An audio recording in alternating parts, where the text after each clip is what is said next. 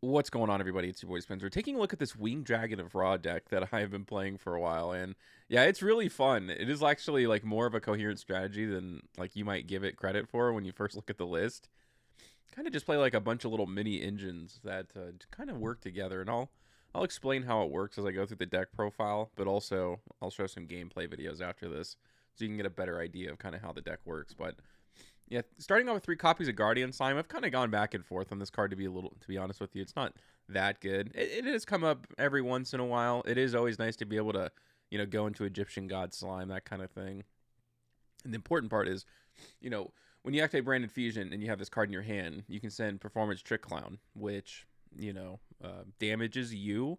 It doesn't, like, take away your life point. It, like, actually damages, which is really important because Guardian Slime has to be effect damage. It can be from anyone, but it has to be specifically effect damage. So you can trigger that yourself. I only run 1 copy of the Winged Dragon of Ra. You don't want to see multiple copies because the card, is like not good to see in your hand. Also, you want to have search it with Ancient Chant so you can use its secondary effect.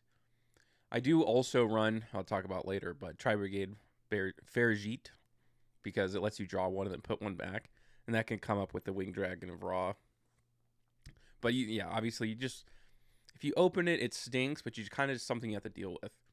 1 copy of Fleur, 1 copy of Maximus, and 1 copy of Ecclesia. I do run a Nadir Servant package. These just give you free bodies for tribute fodder more than anything, but it's also just a good engine. Nadir Servant's such a great card.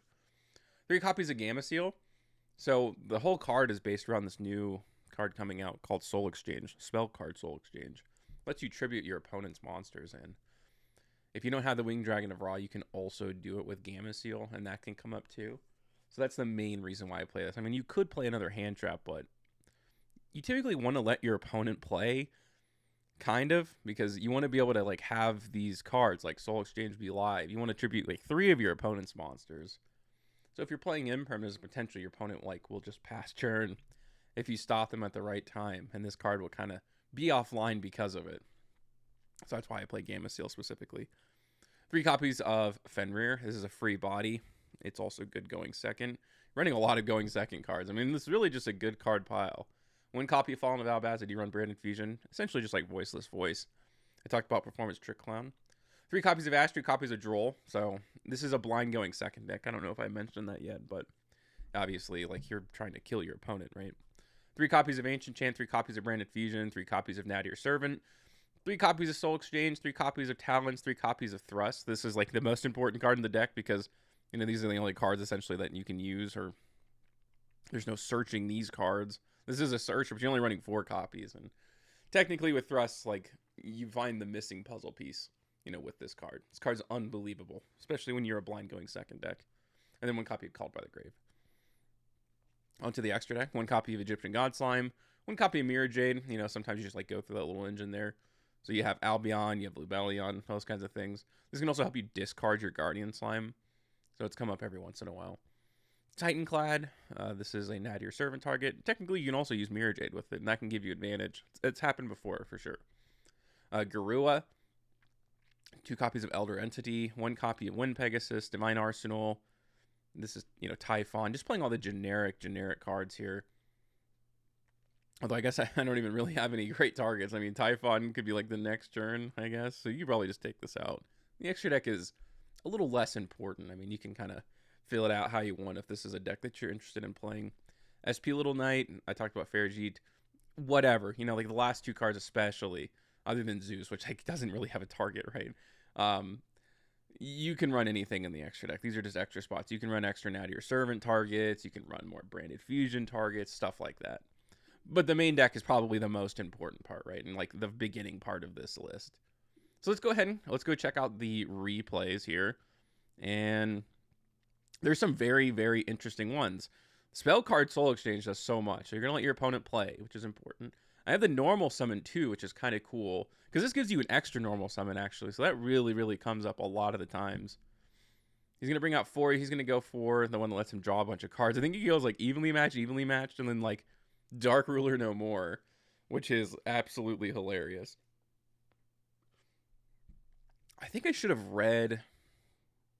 He did have summon limit. This is where this kind of comes in. I mean, there's so many things that you can do with this deck to kind of like get around weird forms of removal. Like Dimension Shifter doesn't really matter too much.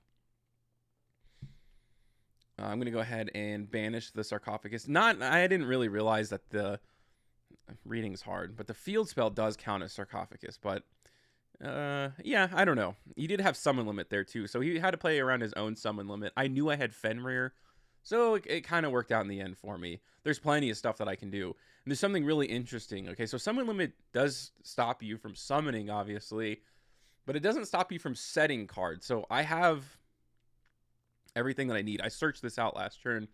So I'm going to be able to tribute his monsters, but he does have SP Little Knight. So I need to have 2 extra bodies on the board at least in order for me to do this, to use Soul Exchange. So yeah, yeah, like in case you didn't know, yeah, this does not count setting. Setting does not count as summoning for summon limit.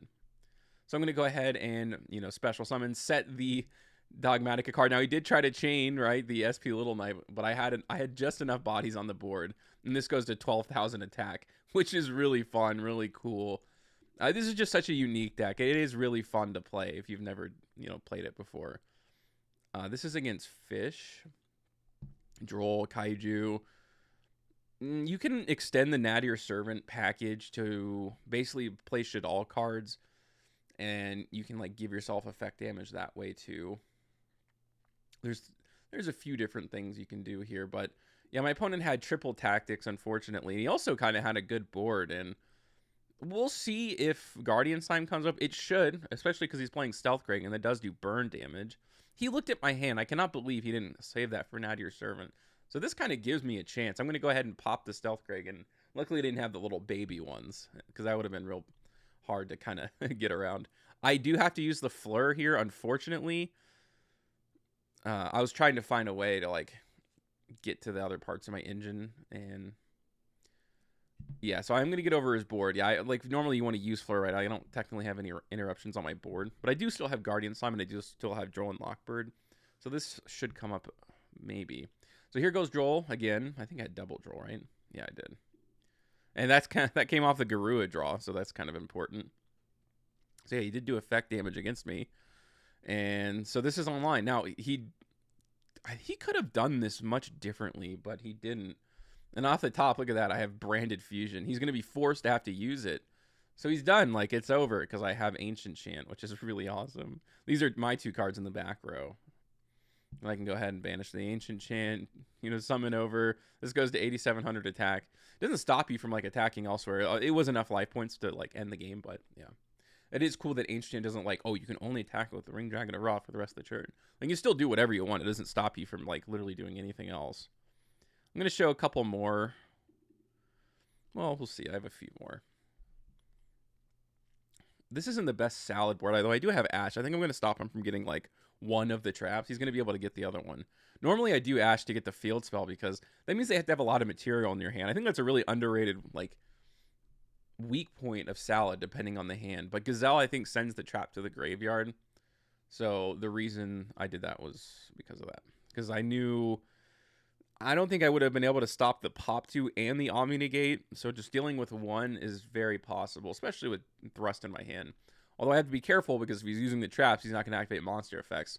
And there's easily ways that you can bait out like your opponent. They're going to think that you kind of messed up. So you're going to see here that I'm going to, like, during his turn, summon a card to the Sunlight Wolf because I need to turn on Thrust.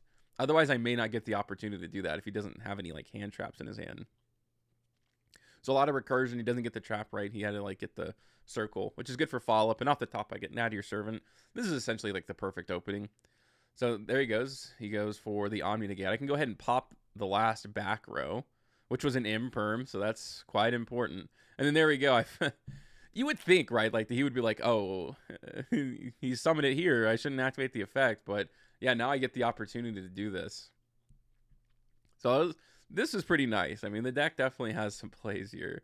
And this is going to go up to 14,000 damage. Very cool. Very cool. So that was against Salad. Definitely, like, your opponent's never going to expect you to play this. This is against Snake Eye, but he doesn't have, like, a very good Snake Eye end board. But he does still have, like, I think 2 hand traps. So we'll see what I'm able to do. I know it's usually supposed to end on, like, the Link 4, IP Masquerena, something like that. So that I don't think I'm playing this best Snake Eye player in the world. But the fact that he's playing Snake Eye and he's about to lose to this, I think is absolutely hilarious. Like, losing to the Winged Dragon at Raw is probably not what you expected when you play Snake Eye. He's going to bring these two back. I'm pretty sure the Link arrows don't work for this card. He does. I think he's trying to go for the quick synchro, like during my turn to interrupt me. And I do have the Kaiju to come in. So it kind of stops all of his interruption. Yeah, the Populace locks you into fires. I think he was probably trying to go into IP. But, you know, Branded Fusion is going to start out. Some effect damage. And there we go. He had Effect Veiler and DD Crow. I don't even really know why he activated both of those. But, yeah, Thurst just is like the best Winged Dragon of Raw card ever created. So I'm going to go ahead and tribute 3 of those cards. Normal summon. This also, you know, gives you that extra damage. I had to be careful about the cards that I sent because pretty sure if I sent Populace, then he would have had an opportunity to, like, bring it back and interrupt my Winged Dragon of Raw. But, yeah, that was game ending. I'm going to showcase, like, maybe one more. Like, he has, like, Shifter in his hand. So, you know, Weather Painter, obviously, everything is kind of banishment.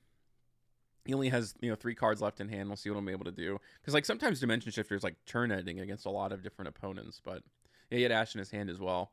I still go for Thurst here. And you can tribute this. Now, the unfortunate thing, and I guess the real reason why I wanted to show this to end the video is it seems cool. Like, it seems, like, really good that you can do Guardian Slime. Because then you theoretically could go into, you know, the Fusion, which searches you and then gets you Ancient Chant.